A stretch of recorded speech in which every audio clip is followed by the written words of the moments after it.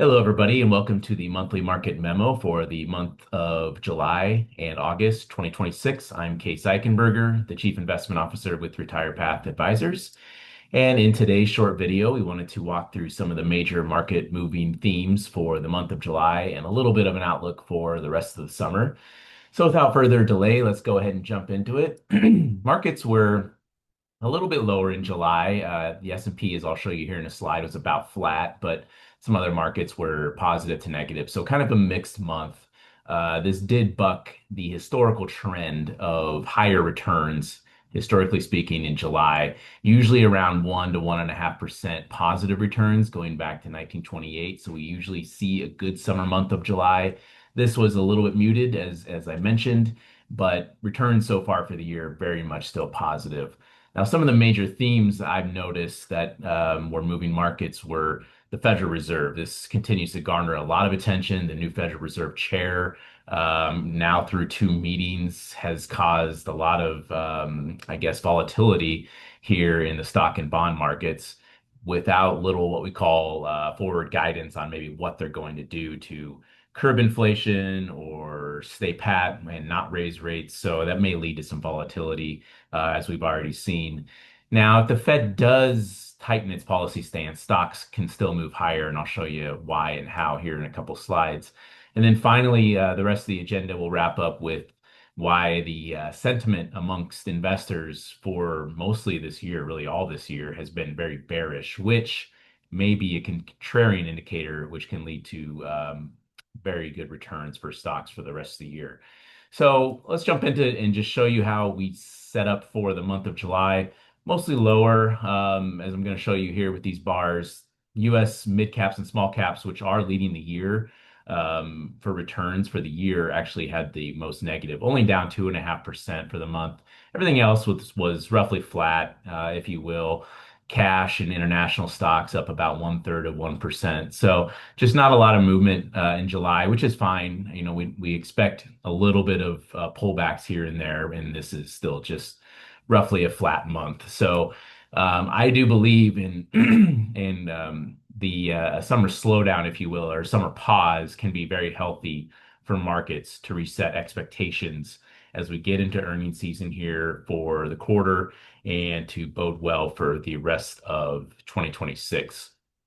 Year to date, still very strong returns, as I show you here. U.S. and mid cap, U.S. and mid cap stocks, small cap stocks are up about 20%. S&P 500 up about 10, and international stocks kind of in between there at about 15. So bonds are a little bit negative. Cash, of course, is positive. So still really good returns for equities here for the year. How does this set up for the rest of the year? Let's go ahead and jump into what we think will happen. So the Fed did hold rates steady in July. A lot of some people were maybe questioning whether they should hike interest rates. The press conference was a little bit of a disappointment for some of the news outlets expecting maybe a rate hike and trying to really get at why rates weren't hiked. But for now, rates were not hiked. They were still held steady in July. However, we're going to move in here to late summer and September's meeting. Of course, we will also have a very important Jackson Hole meeting where the Federal Reserve Chair will also speak and talk about the outlook on the economy and interest rates. But for now, September still does appear to have an interest rate hike priced in, if you will, an interest rate hike priced in. So let's kind of show that how that has evolved since the beginning of this year. And this is percentages of a chance of a hike, if you will, right around now, 80% as I pulled this data a few days ago. The chances of a hold are down to really what's left is 20%. And then a cut, which began the year. If you know, remember, you go back a couple videos, a months ago of my videos, I talked a lot about interest rate cuts being very bullish for markets. Those are really priced out. The Iran war and other sticky inflation areas have really took any chance of a cut out. And right now we're expecting a hike maybe in September. This really changes daily with data as it comes out. Later this week, mid-July, we'll get the jobs report, see how many jobs were created. Now, if that comes in low and the unemployment rate comes in a little bit higher, we could see the chances of at least a hold step up. But for now, the chance of an interest rate hike is positive for September. And we only expect the Fed to hike 1/4 of 1%. But by the end of the year, the chances, of course, grow even higher as we see here at about 90%. So kind of a similar looking graph. The chance of a hold around 10 and then a cut, as you could imagine, is right at 0. So if unfortunately, when the Fed does look to hike, small basis point moves aren't going to derail this market, I don't believe.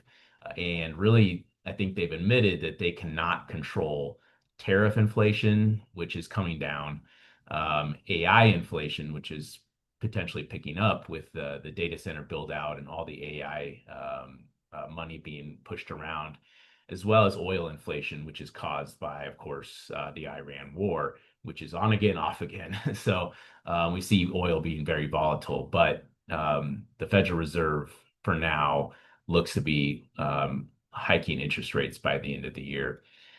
Now, we do think if they do hike, there's a chance that maybe one or two hikes. So what does this tell us? What is this? Why is this important to you?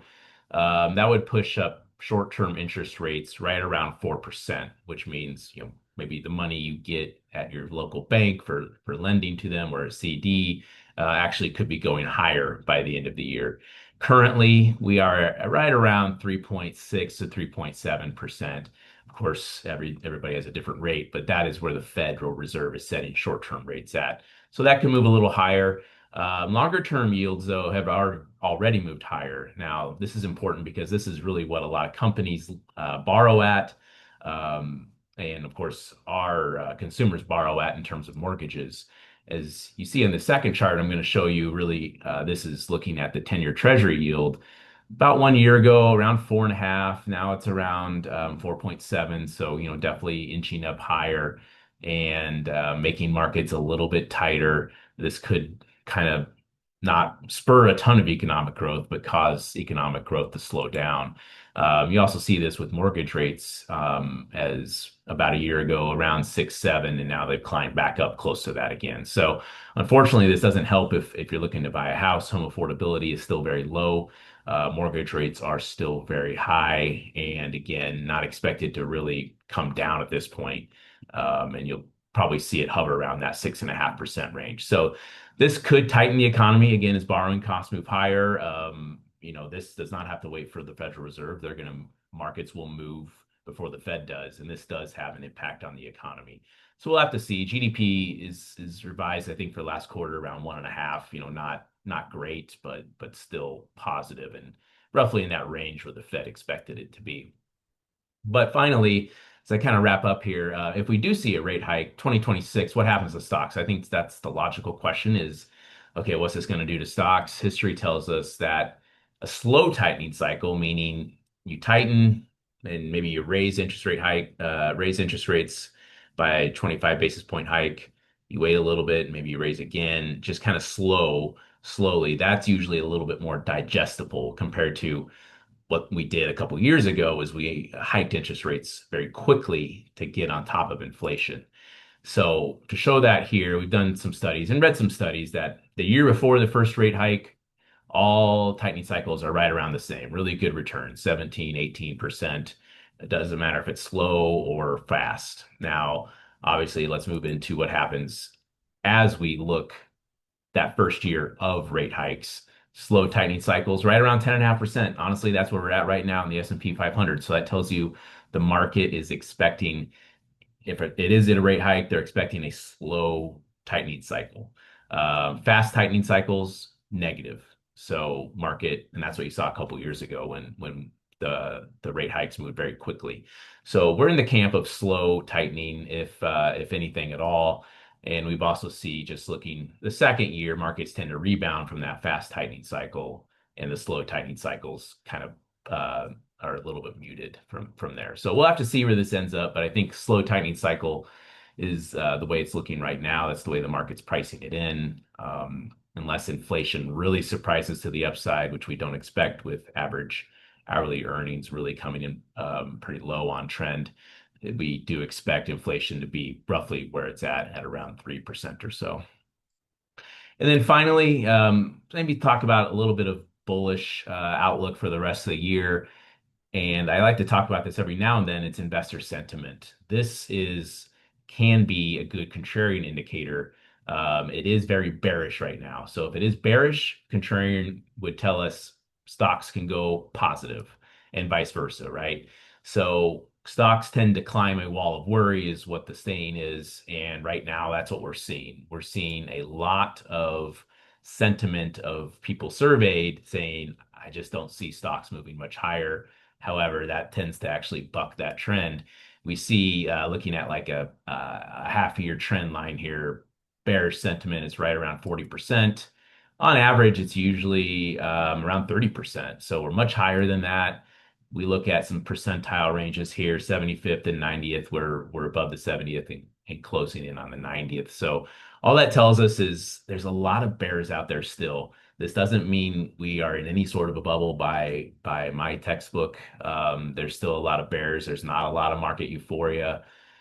Global earnings are still ticking very positive. And I'll probably talk about that next month. But stock market earnings to start this quarter has been very good, corporate earnings. So we believe there's still further gains to be had in the stock market for the second half of this year.